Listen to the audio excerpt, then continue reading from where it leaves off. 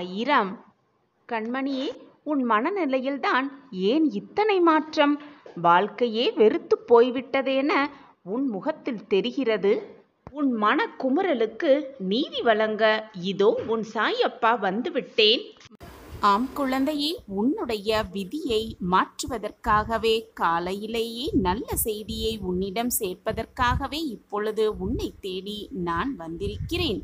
நல்ல செய்தி. புலம்பியது எல்லாம் போதும். உன் புலம்பல் ஒரு முடிவுக்கு வந்து விட்டது. நிம்மதியால் உன் மனதை நிரப்பப் போகிறேன் உன் சாயப்பா. உன் வாழ்க்கையில் இதுவரை ஏற்பட்ட பிரச்சனைகள், சோதனைகள், துன்பங்கள் அனைத்தையும் சரி செய்ய உன் சாயப்பா இதோ உன் வீட்டிற்கே வந்திருக்கிறேன். உன்னுடைய மிகப்பெரிய கோரிக்கை நிறைவேறப் போகிறது. உன் வாழ்வில் பல நல்ல நல்ல மாற்றங்கள் நிகழப்போகிறது. எனவே கலங்காமல் இரு. உனக்காகவே உன் அப்பா காத்து கொண்டிருக்கிறேன். உன் வாழ்க்கையை மேம்படுத்த, உன் வாழ்க்கையை வெற்றியடைவ செய்ய நான் இருக்கும் பொழுது வீணாக எதற்கு நீ பயப்படுகிறாய்? யோகத்தை உன் வாழ்க்கையில் திருப்பிவிடப் போகிறேன் உன் சாயிநாதர். உன்னுடைய நம்பிக்கை தளரும் விதமான பல செய்திகளும் உன் காதில் வந்தால் நம்பிக்கையோடு இரு. தைரியத்தை இழந்து விடாதே. எதற்குமே பயப்படாதே. வெள்ளம் தலைக்கு மேல் போவது போல சூழ்நிலைகள் கூட தோன்றும். எதை கண்டும் அஞ்சாதே. உன்னை காக்க எப்பொழுதும் நான் இருக்கிறேன் என்பதை நினைவில் வைத்துக்கொண்டு செயல்படு. உனக்கான தைரியமும் நிம்மதியும் தானாகவே உன் மனதில் வந்து சூழ்ந்து கொள்ளும். உன்னுடைய துயரம் சந்தோஷமாக மாறும் என் குழந்தையே. உன் கஷ்டகாலமெல்லாம் இஷ்டகாலமாக மாற்றியமைக்கும் வேலையை தான் உன் சாயிநாதர் செய்து கொண்டிருக்கிறேன். எனவே பயப்படாதே. பயப்படாதே. எதற்குமே பயப்படாதே. தோல்வி என்பது அசிங்கமும் அல்ல, அவமானமும் அல்ல. வாழ்க்கையை புரிந்து கொள்வதற்கான நடக்கும் பாடமே என்பதை தீர்க்கமாக நம்பு. தோல்வியடைந்து விட்டால் அவ்வளவுதான் வாழ்க்கை என்று முடிவெடுத்து விடாதே. அதுதான் நீ வெற்றி அடைவதற்கான, ஏறுவதற்கான முதல் படி என்பதை நம்பு. தோல்வியடைந்து விட்டால் பின்வாங்கி விடாதே. முயன்று கொண்டே இரு. நல்லதை நினைத்து கொண்டே செயல்பட்டு கொண்டே இரு. உன் வாழ்க்கையில் நிச்சயமாக வெற்றி என்னும் கனியை எட்டி பிடித்து விடுவாய் உன் வாழ்வில். சாயின் பிள்ளையாக இருப்பது அவ்வளவு சாதாரணமல்ல. மனோதைரியமான இருப்பவர்களுக்கு மட்டுமே சாயின் பிள்ளைகளாக இருக்க முடியும். நீ பாக்கியசாலி, அதிர்ஷ்டசாலி. அதனால்தான் நீ சாயப்பாவின் பிள்ளையாக இருக்கிறாய். என் பிரியமான குழந்தையாகவும் இருக்கிறாய். நீ பாக்கியசாலி. அதனால்தான் இப்பதிவு உன் கண்ணில் பட்டிருக்கிறது. சிறு சிறு குறைகள், தோல்விகளுக்கெல்லாம் மனம் உடைந்து போகிற அளவுக்கு நீ இருக்கிறாய். இந்த தன்மையை நீ மாற்றிக்கொண்டே ஆக வேண்டும். யாராக இருந்தாலும் உன் மனதை ரணப்படுத்தினால் நீ அதை கண்டு கொள்ளவே கொள்ளாதே. அவர்கள் சொன்னால் அது உண்மையாக உனக்கு நடந்து விடாது. நான் அதை நடத்தியும் விடமாட்டேன். கவலை கொள்ளாதே. வருங்காலம் எல்லாம் ஏற்றமான காலமாக அமையும். உனக்கான காலமாகவே அமையும். நீ நினைத்தது போன்ற வாழ்வை உன்னோக்கி வந்து கொண்டிருக்கிறது. நம்பிக்கையையும் பொறுமையையும் கடைபிடித்துக்கொள். உன் சூழ்நிலைகளுக்கான தேவைகள் எல்லாம் சரியான நேரத்தில் உன்னை தேடி வரும். நான் அதை வர வைப்பேன். நீ எடுக்கும் எல்லா முயற்சிகளிலும் உனக்கு வெற்றி நிச்சயமாக உன்னை வந்து சேரும். என் வார்த்தைகளின் மீது நம்பிக்கை வைத்து செயல்படு. கவலைப்படாதே. நான் இருக்கிறேன் உன்னோடு என்றும் என்றென்றுமே. உன் கவனம் என் மீது இருந்து கொண்டே இருக்கட்டும். எதை பற்றியும் கவலை கொள்ள தேவையில்லை. நான் உன்னை கவனித்துக் கொள்கிறேன். கவனித்து கொண்டுதான் இருக்கிறேன்.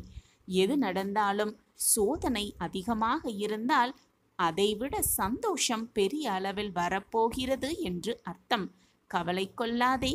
நல்லதே நடக்கும். எப்பொழுதும் நல்லது மட்டுமே உன் வாழ்வில் நடக்கும்படி நான் பார்த்து கொள்கிறேன். காத்திருக்க கற்றுக்கொள். எல்லாவற்றுக்கும் உரிய ஒரு நேரம் இருக்கிறது. நீ அவசரப்படுவதாலோ, வேதனைப்படுவதாலோ, கண்ணீர் சிந்துவதாலோ நிம்மதி தொலையுமே தவிர நன்மை எதுவுமே கிடைக்கப் போவதில்லை என்பதுதான் நிச்சயமான உண்மை. நீ நினைத்தது எல்லாமே நீ நினைத்தபடியே நடக்கப் போகும் நேரம் உன்னை நெருங்கிவிட்டது. இறைவன் அனைவருக்குமே கஷ்டம் மேல் கஷ்டம் ஏன் கொடுக்கிறார் என்று நன்றாக சிந்தித்துப் பார். அந்த கஷ்டத்தை எதிர்த்து போராடுவதற்காகத்தான் இறைவன் அதை ஒவ்வொருவருக்கும் கொடுக்கிறார். அதை எதிர்த்து போராடுகிறோமா அல்லது வீழ்ந்து விடுகிறோமா என்று சோதனை செய்வதற்காகத்தான் இறைவன் அனைவருக்கும் ஒவ்வொரு விதமான கஷ்டத்தை கொடுக்கிறார் என்பதுதான் உண்மையிலும் உண்மை. நம்மேல், நம் வாழ்வு மேல் நமக்கே நம்பிக்கை வர வேண்டும் என்று இறைவன் அந்த சோதனையை தருகிறார், கஷ்டத்தை தருகிறார். மன உறுதியோடு நம்பிக்கையோடு என்னதான் நிகழ்ந்தாலும் நாம் நம் வாழ்வில் செயல்படுகிறோமா என்று சோதனை செய்து பார்க்கிறார் இறைவன். மற்றவர்களுக்கு நன்மை செய்யணும், மற்றவர்களுக்கு நன்மை நாம் நினைக்கிறோமா அல்லது தீங்கு இழைக்கிறோமா என்று சோதிப்பதற்காகத்தான் இறைவன் கஷ்டத்தை நமக்கு தருகிறார். இந்த சோதனையை இந்த உலகத்தில் உள்ள யாருமே புரிந்து கொள்ளவே இல்லை. தனக்கு வந்த கஷ்டம் நம்மை விட்டு நீங்கினால் போதும் என்றும் அந்த கஷ்டத்திலிருந்து எப்படி மீள்வது என்ற சிந்தனை மட்டும்தான் செய்கிறோமே தவிர அந்த கஷ்டத்தை நாம் துரத்திவிட்டால் அது மற்றவர்களுக்கு சென்றடையுமே, மற்றவர்களின் வாழ்வு கஷ்டப்படுமே என்று யாராவது இந்த உலகத்தில் சிந்தித்திருக்கிறார்களா? தனக்கு மட்டும் நிம்மதி வர வேண்டும், சந்தோஷம் அடைய வேண்டும், மன நிம்மதியோடு வாழ வேண்டும் என்று சுயநலமாக சிந்திப்பவர்கள்தான் இந்த உலகத்தில் நிறைய பேர் இருந்து கொண்டிருக்கிறார்கள். சுயநலமாகவே வாழ்ந்து கொண்டும் இருக்கிறார்கள். இறைவனிடம் போய் பிரார்த்தனை செய்யும் பொழுதும் நான் மட்டும் நன்றாக இருக்க வேண்டும், சிரமமில்லாத வாழ்க்கையை நான் சந்தோஷமாகவும் நிம்மதியாகவும் வாழ வேண்டும் என்ற வேண்டுதலை தான் ஒவ்வொருவரும் இறைவனிடம் வைக்கிறோம். நல்லது மட்டுமே எப்பொழுதும் நடக்க வேண்டும், தீயது நெருங்கவே கூடாது என்ற பிரார்த்தனை இருக்குமே தவிர தீயது வந்துவிட்டால் அதை எதிர்த்து போராட வேண்டும் என்ற மன உறுதியை எனக்கு தாருங்கள் இறைவா என்று யாருமே எந்த இறைவனிடம் வேண்டிக் கொள்வதும் இல்லை. எது வந்தாலும் நம்பிக்கையோடு அதை அப்படியே ஏற்றுக்கொண்டு வாழ பழகிக்கொண்டால் வாழ்வே ஸ்வர்க்கமாக இருக்கும். நிம்மதியான வாழ்வை நிச்சயமாக வாழலாம். எது நடந்தாலும் என்னதான் வாழ்வில் நிகழ்ந்தாலும் அதை கண்டு பயப்படாமல் நன்மைக்காகத்தான் எல்லாம் நடக்கிறது என்பதை புரிந்து கொண்டு வாழ்ந்தாலே போதும், வாழ்வு இனிமையாகும். பழையது அனைத்தையும் கழித்துவிடு, முடிந்ததை அப்படியே மறந்துவிடு. இதை புரிந்து கொண்டு எப்பொழுது உன் வாழ்வில் நீ அடியெடுத்து வைக்கிறாயோ அப்பொழுது புதிய வாழ்வில் உன் பயணம் துவங்கும். நீ கேட்டதெல்லாம் கிடைக்கும், நீ விரும்பியது எல்லாமே உனக்கு நடக்கும், நீ நினைத்தது எல்லாம் நீ நினைத்தபடியே உன்னிடமே வந்து அப்படியே சேரும். நீ எண்ணியது எண்ணியபடியே உன் வாழ்வில் அனைத்தும் உனக்கு சுபமாக நடக்கும், சுகமாகவே இருக்கும். நல்லது மட்டுமே உன் வாழ்வு நடக்கும், நிரந்தர நன்மையாக இருக்கும். நான் இருக்கிறேன். எந்த காலகட்டத்திலும் இறைவன் மீது இருக்கும் நம்பிக்கை குறையவே கூடாது என்ற எண்ணம் மனதில் இருக்க வேண்டும் இந்த உலகத்தில் உள்ள அனைவரிடமும். அந்த இறைவன் மீது முழு நம்பிக்கை வைத்தால்தான் நம்மீதே நமக்கு வாழ்க்கையில் நம்மீதே நமக்கு நம்பிக்கை வரும். அந்த நம்பிக்கை நமக்கு நல்ல வாழ்வை அள்ளி அள்ளி தரும், சந்தோஷமான வாழ்வை மீண்டும் மீண்டும் தந்து கொண்டே இருக்கும். உனக்கானது, உன் போராட்டத்திற்கான ஒரு முடிவு நிச்சயமாக கிடைக்கும். ஒரு மகிழ்ச்சியான செய்தி உன் வாழ்வில் கிடைக்கும்படி நான் வழிவகை செய்வேன். இது உன் சாயப்பாவின் ஒரே வாக்கு. இது உனக்கானது மட்டுமே. உன் வாழ்க்கையில் அனைத்தும் இனி நல்லதாகவே நடக்கும். நடப்பது அனைத்தும் உனக்கு நன்மையாகவே நடக்கும்படி நான் பார்த்து கொள்கிறேன். உன் வாழ்வில் நீ நன்றாக இருக்கப் போகும் நேரமும் காலமும் உன்னை நெருங்கி இருக்கிறது. உன் நீண்ட நாள் போராட்டம் அதிசயத்தில் முடியப் போகிறது. இது உன் சாயப்பாவின் வெறும் வார்த்தைகள் அல்ல, இது உன் அப்பாவின் தெய்வ தீர்ப்பு. நீ என் பரிபூரண ஆசிர்வாதத்தை பெற்றிருந்தால் மட்டுமே நிச்சயமாக இந்த தீர்ப்பு உனக்கு கிடைக்கும். அந்த தீர்ப்பும் பொய்யாகவே ஆகாது. காரணம் இல்லாமல் என் முகம் உன் கண்ணில் படவில்லை. கண்ணிமைக்கும் நேரத்தில் அனைத்தையும் உனக்காகவே மாற்றி அமைப்பேன். என்னை முழுவதுமாக நம்பினால் இது உனக்கு நன்றாகவே புரியும். கண்முன்னே வருவேன், உன் கண்களுக்கு காட்சி தருவேன். என்னை அறிந்து கொள்ள முடிந்தவர்கள், என்னை புரிந்து கொள்ள முடிந்தவர்களால் மட்டுமே என்னை அறிந்து கொள்ளவும் முடியும், புரிந்து கொள்ளவும் முடியும். நம்பிக்கையோடும் பொறுமையோடும் இருப்பவர்கள் கண்களுக்கு நிச்சயமாக உன் சாயிநாதர் தெரிவேன். என்னுடைய ஆசிர்வாதம் எப்பொழுதுமே அவர்களுக்கு உண்டு. தினமுமே கைகூப்பி வணங்கிக் கொண்டுதான் இருக்கிறாய். உன்னுடைய மன குமுறல்களையெல்லாம் கண்ணீரோடு என்னிடம் கொட்டிக்கொண்டுதான் இருக்கிறாய். அதற்கான பதிலை நான் எப்படி தராமல் போய்விடுவேன் என்று நீ நினைக்கிறாய்? உன் கண்களுக்கு என் திருவுருவம் அற்புத காட்சியாக, உனக்கு உன் கேள்விகளுக்கு பதிலாக உன் கண்களுக்கு நிச்சயமாக தெரியும். அந்த அறிகுறி என்றே உனக்கு புரியும். நிம்மதியே இல்லாத வாழ்க்கைக்கு பரிசாக, பதிலாக நிம்மதியை முதலில் தரப்போகிறேன் உன் சாயப்பா. கணநொடி போதும் உன் வாழ்வில் அனைத்தையும் மாற்றிய வேண்டுதல்களையெல்லாம் நிறைவேற்றித் தரப்போகிறேன். உன் புனிதமான மனமானது நல்ல எண்ணங்களை கொண்டு இருந்தாலே போதும். உன் எண்ணம் போல் உன் வாழ்வும் வெற்றிகரமாகவே அமையும். நல்லதை நினை, நல்லது மட்டுமே நடக்கும் உன் வாழ்வில். பல கஷ்டமான சூழ்நிலைகளை சந்தித்து சந்தித்து சோர்ந்து போயிருக்கிறாய். கவலைப்படாதே என் குழந்தையே. நம்பிக்கையாடு இரு. தன்னம்பிக்கையோடு எழுந்து வா. முகத்தை கழுவிக்கொண்டு என் முன்னே உட்கார்ந்து சாயின் நாம ஸ்மரணத்தை சொல்லிக்கொண்டே இரு. மனதால் சொல்லிக்கொண்டே இரு. எப்பொழுதும் சாயப்பாவை மனதால் நினைத்து கொண்டே இரு. உனக்கான அதிசயமும் அற்புதமும் உன் கண்களுக்கு தெரியும் வரை நான் ஓய மாட்டேன். இது உன் சாயப்பா உனக்காக விடும் சவாலாகவே வைத்துக்கொள். இது என் சத்திய வாக்கும் கூட.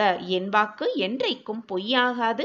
என்னை நம்பியவர்களை நான் விட்டு கொடுத்ததும் இல்லை, அவர்களை விட்டு சென்றதும் இல்லை. எழுந்திரு என் குழந்தையே. சர்வ சக்தி படைத்த உன் சாயப்பாவை தந்தையாக பாக்கியம் செய்தவர் நீ. உன் மனதிற்கு இவ்வளவு குழப்பம் இருக்கலாமா? உன்னை காண உன் சாயப்பா வருகிறேன்.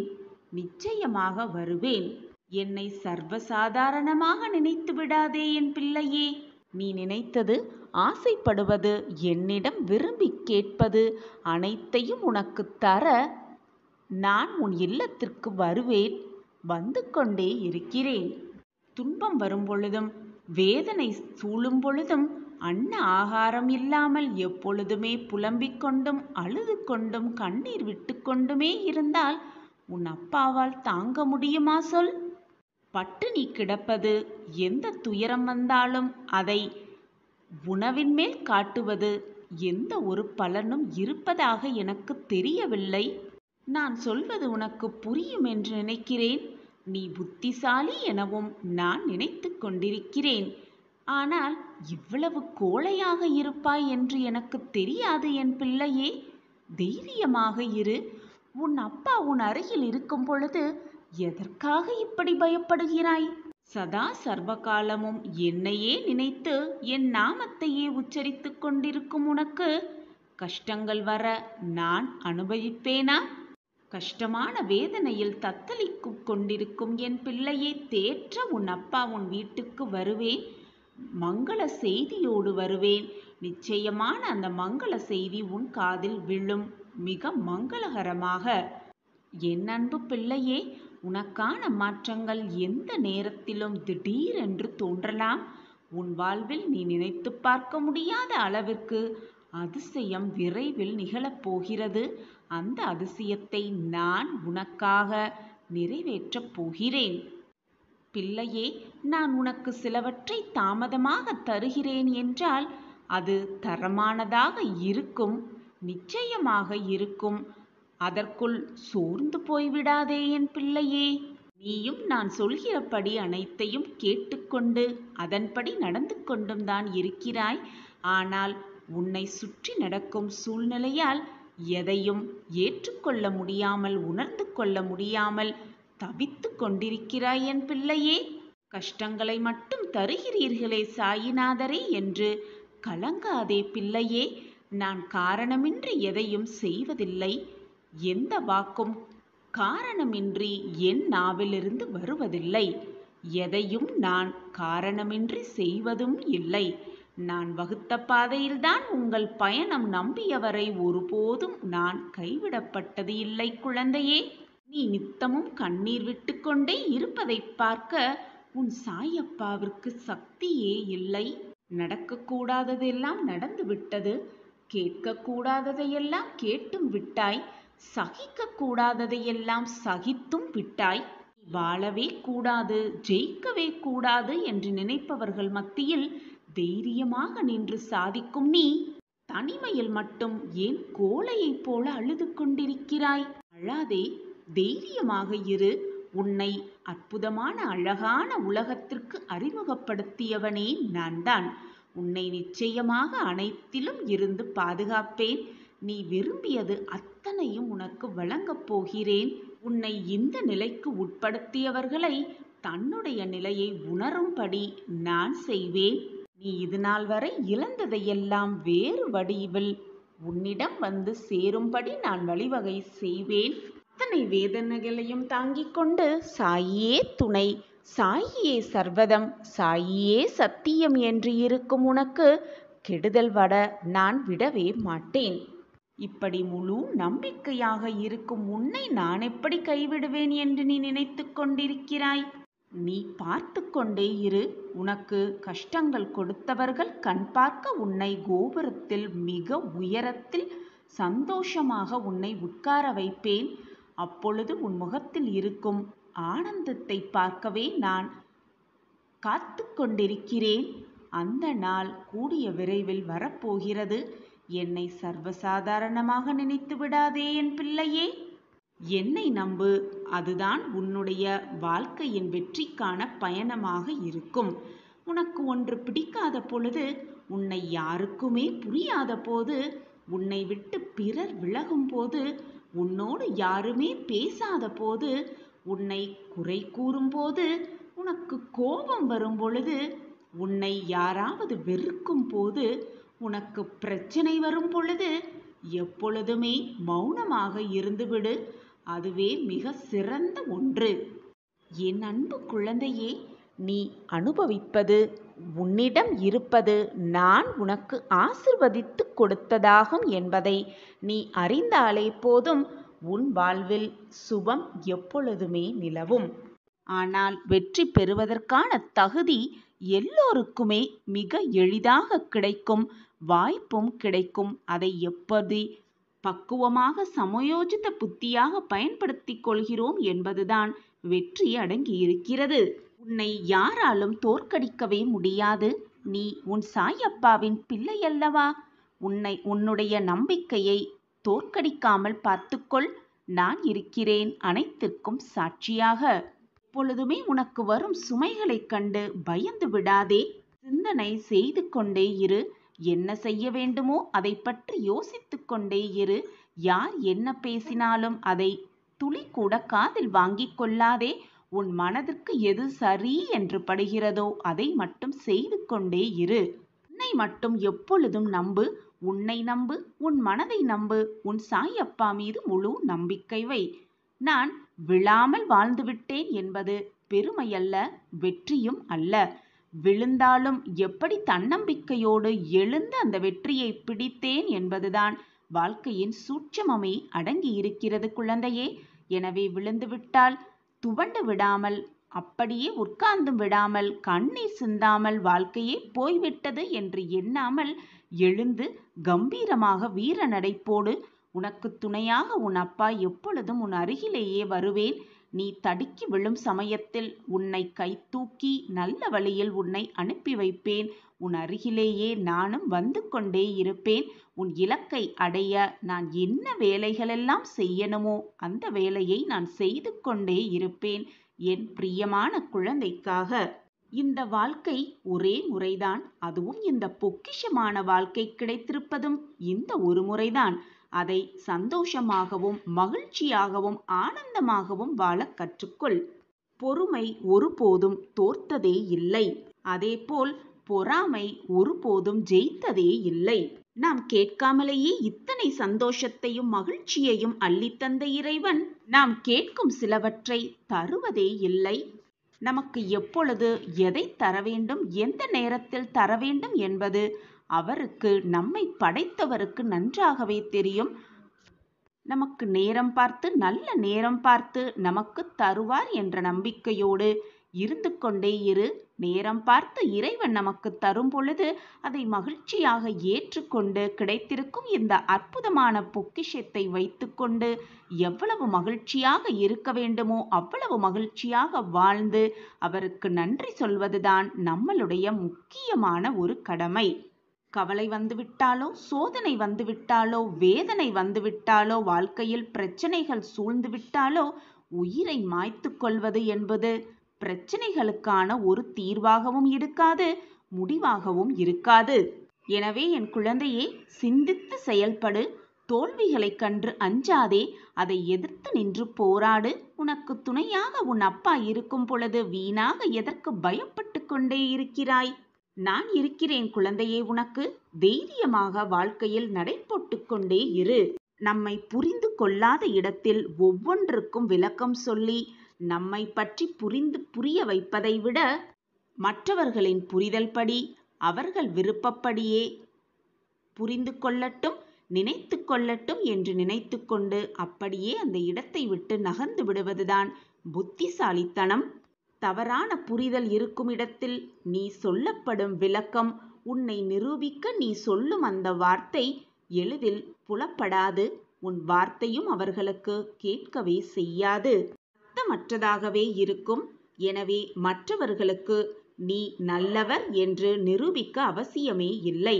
உன் மனதிற்கு நீ நல்லவராக இருந்தாலே போதும், நீ நிச்சயமாக வாழ்வில் ஜெயிப்பாய்.